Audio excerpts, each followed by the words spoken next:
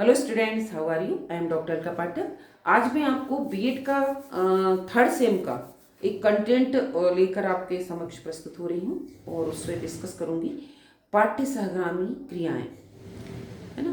पाठ्य सहगामी क्रियाएं क्या होती हैं और उसके कितने प्रकार होते हैं, इसके बारे में मैं आज आपसे डिस्कस करूँगी।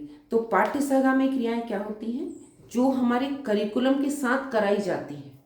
अगर हम पढ़ते हैं स्कूल में तो हमारा जो कंटेंट होता है, जो क्लास का हमारा कंटेंट होता है, जो करिकुलम होता है, उसके साथ जो क्रियाएं कराते हैं अलग से, उसी क्लास में उसी टाइम पीरियड में हम बच्चों को जो दूसरी गतिविधि कराते हैं वो होती हैं पाठ्य सहगामी क्रियाएं। मतलब पढ़ने के साथ जो हम एक्टिविटी कराते हैं, को करिकुलर एक्टिविटीज़, तो ये होती हैं पाठ्य सहगामी क्रियाएं। तो ये कितने प्रकार की होती हैं? ये 4 प्रकार की होती हैं पाठ्य सहगामी क्रियाएं, जो हम स्कूलों में बच्चों को कराते हैं करिकुलम के साथ। तो ये जो है, पहली होती है साहित्यिक एक्टिविटी होती है। साहित्यिक में क्या होता है? आप साहित्यिक शब्द से ही समझ रहे हैं कि साहित्यिक में होता है डिबेट। आपने देखा होगा जो एनुअल फंक्शन होता है, इसके पहले हम एक्टिविटीज़ कराते हैं या कॉम्पिटिशन्स होते हैं दूसरे स्कूलों से, तो उस समय हम डिबेट प्रतियोगिता रखते हैं। किसी भी प्रचलित और या वर्तमान में जो चल रही समस्या उसको लेकर कोई कंटेंट देकर हम डिबेट ऑर्गेनाइज करते हैं। डिबेट ऑर्गेनाइज करने से बच्चों के तर्क शक्ति का विकास होता है और एक थिंकिंग पावर डेवलप होता है ना। फिर है साहित्यिक में कविता पाठ। आपने देखा होगा कि कविता बनाकर या देखकर प्रेजेंट करना, है ना। जो कवि लोग पाठ करते हैं, तो कविता पाठ भी साहित्यिक गतिविधि है। तो कविता पाठ भी बच्चे करते हैं या गाना भी गाते हैं, आजकल गाना गाने लगे। फिर निबंध लेखन।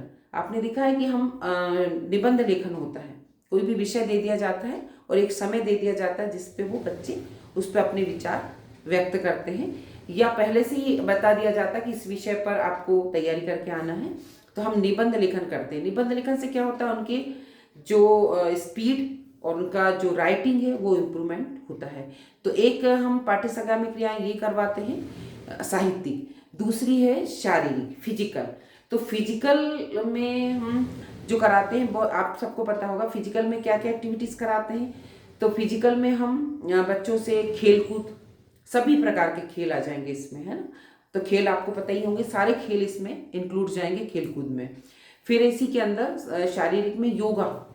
अभी तो स्कूलों में कंपलसरी हो गया है योगा और प्राणायाम, तो योगा और प्राणायाम बच्चों को कराते हैं।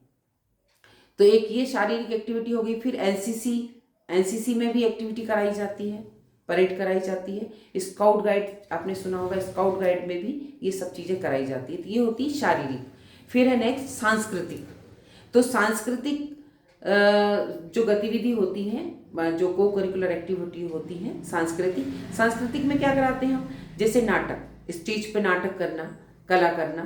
फिर संगीत में गायन भी हो सकता है, वाद्य यंत्र भी बजा सकते हैं, तो ये होता है। फिर नृत्य कला, तो नृत्य एकल भी हो सकता है, सामूहिक भी हो सकता है। तो जो नृत्य कला है तो वो सब चीज़ें सांस्कृतिक में आएगी कि नाटक, संगीत, नृत्य कला, ये सभी चीज़ें सांस्कृतिक में आएंगी। सामाजिक, अब सामाजिक पाठ्य सहगामी क्रियाएं कौन सी कराते हैं? सामाजिक में आ जाएगा, जैसे आपने देखा होगा कि एनसीसी एनएसएस में हम स्वच्छता अभियान चलाते हैं। तो स्वच्छता, बच्चों को सफाई करना सिखाना कि क्लास अपने ग्राउंड में जो भी एक्स्ट्रा मट्टी के अलावा जो एक्स्ट्रा कुछ गंदगी हो, जैसे कागज गिर गए हों या पेंसिल गिरी हो, कुछ भी, तो वो स्वच्छता साफ करना अपने ग्राउंड्स को।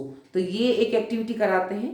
वृक्षारोपण कराते हैं कि वृक्ष लगाना, उसकी परवरिश करना।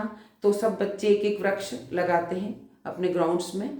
फिर उसके बाद होता है कि ये स्वच्छता कराते हैं, वृक्षारोपण कराते हैं। और भी कई एक्टिविटी होती है सामाजिक, जैसे सोशल कोई एक्टिविटी होती है कि कोई आया है, जैसे अभी गवर्नमेंट ने बहुत सारी चीज़ें चला दी हैं, जैसे जूडो कराटे सिखाना, इस टाइप से। तो ये सामाजिक गतिविधियाँ में आती हैं। तो मैंने आपसे बात करी कि को करिकुलर एक्टिविटीज़ की, कि को करिकुलर एक्टिविटी क्या होती है और स्कूलों में कितने प्रकार की को करिकुलर एक्टिविटी होती है। तो बच्चों, आज मैंने आपको बताया कि को करिकुलर एक्टिविटी क्या होती है और कितने प्रकार की होती है। तो मेरी वीडियो को वॉच करते रहिए, नेक्स्ट मैं आपको इसका महत्व बताऊंगी।